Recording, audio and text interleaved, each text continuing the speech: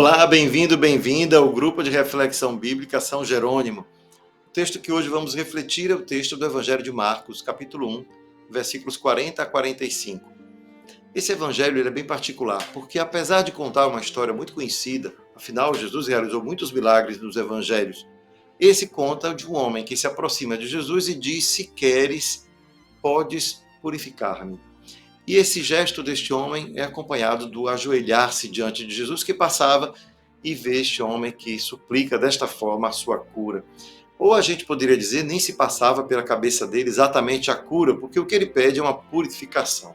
É claro, a purificação implica, sim, que ele seria liberto da lepra, ou daquilo que a gente pode dizer que no tempo antigo se chamava de lepra. Afinal, a doença hanseníase só foi mesmo catalogada entre as doenças conhecidas pelo homem a partir do século VIII. Então isso significa que a gente precisaria identificar na lepra do Antigo Testamento, da Bíblia em geral, aquelas doenças de pele que, por causa talvez da sua manifestação cutânea, transformava aquelas pessoas que eram atingidas por essas doenças como pessoas impuras. E essa é a expressão que ele vai usar, não é? Purifica-me.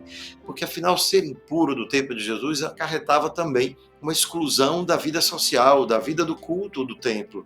Este homem, provavelmente, era essa a sua condição, e assim ele pede que seja purificado. Implicitamente, ele está desejando reingressar à vida social, voltar ao convívio social. E isso representa algo tão importante quanto a libertação, quem sabe, né, daquela sua doença de pele. Mas o curioso desse texto é que nós vamos ter uma resposta de Jesus àquilo que é acompanhado pela descrição do Evangelho de Marcos, da sua reação emocional, que difere em nossas Bíblias.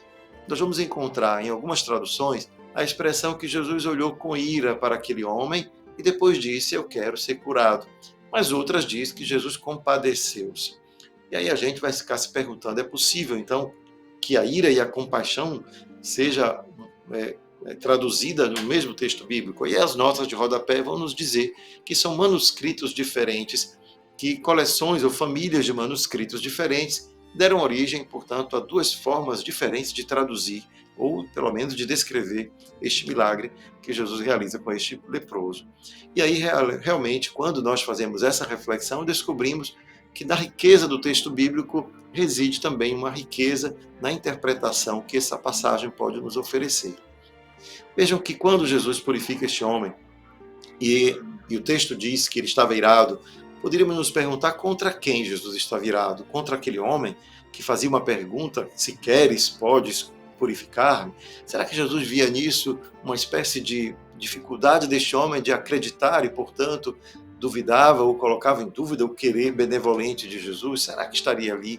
Ou será que Jesus estava irado porque aquela condição em que ele vivia era uma condição desumana, ser excluído da sociedade, e, portanto, Jesus estava indignado com a situação que aquele homem vivia? Ou, né, quando a gente interpreta, portanto, a compaixão, quando Jesus se move de compaixão e simplesmente vai ao encontro da sua súplica. O certo é que depois dessa passagem, desse momento, o texto diz que Jesus o advertiu, admoestou este homem para que não dissesse, melhor, para que fosse primeiro aos sacerdotes, né, apresentasse a sua oferta e assim fosse purificado, fosse reconhecida a sua purificação pelo sacerdote, e assim ele pudesse, obviamente, ser inserido de novo na vida social, na vida da comunidade.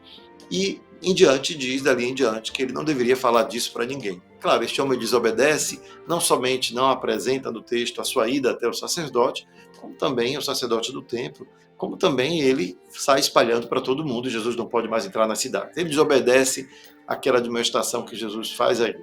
Mas, em todo caso, a admoestação parece estar em linha com a ira, se por acaso estivermos pensando que Jesus está virado com o modo como este homem o aborda.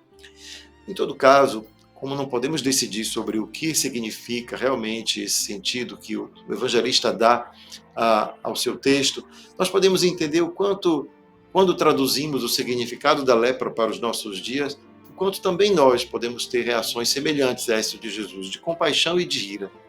Imaginemos que a lepra, assim como uma doença externa, que permitiu, ou melhor, que impediu que aquele homem vivesse em sociedade, de maneira a conviver com os demais, nós também encontramos nos nossos dias pessoas que foram invisibilizadas por causa da sua condição social, por causa da sua condição, inclusive, da cor da pele, outras situações de exclusão social que nós encontramos no nosso dia a dia. e vemos o quanto deveria nos indignar, ou pelo menos sermos tomados de ira, ao vermos que esta situação perdura, ou que estas pessoas não estejam, digamos, inseridas na sociedade por causa destas condições. E por isso mesmo, esse sentimento de ira de Jesus poderia ser também o nosso, a indignação por conta da exclusão social, que era semelhante àquela que viveu aquele homem que estava leproso. Mas ao mesmo tempo, não poderíamos nos encerrar na ira. É preciso passar do momento da indignação ao momento da compaixão, porque afinal, aquela pessoa que sofre a exclusão precisa ser acolhida. E é nessa hora então que percebemos que o gesto de compaixão de Jesus é aquele que o move a acolher o desejo deste homem e diz: eu quero ser purificado. Então veja como este evangelho, embora tendo duas versões diferentes do próprio texto, nos inspiram sentimentos que estão complementares. Precisamos sim continuar indignados por toda forma de exclusão, mas sem perder a compaixão que nos leva a estender a mão a quem se encontra na situação do excluído. E por isso mesmo, assim como a lepra causou este mal social, que este mal social dos nossos dias, as formas de lepra que nós encontramos, essas pessoas que são invisibilizadas, dizemos assim, excluídas do convívio social, ou pelo menos de usufruir os benefícios da vida em sociedade, elas possam encontrar nos cristãos um gesto de acolhida, encontrar nos cristãos um coração compassivo e uma indignidade por conta daquilo que eticamente produz a sociedade quando exclui estas pessoas. Daí o evangelho de hoje ser tão rico de interpretações. Não é apenas um milagre, mas é uma reestruturação da vida, é uma recuperação do valor do ser humano que está em jogo aqui nesse evangelho, onde a lepra poderia ser hoje representada por tudo aquilo que exclui o ser humano da convivência social e diminui a sua dignidade. Fica o convite para todos nós que este evangelho nos deixa.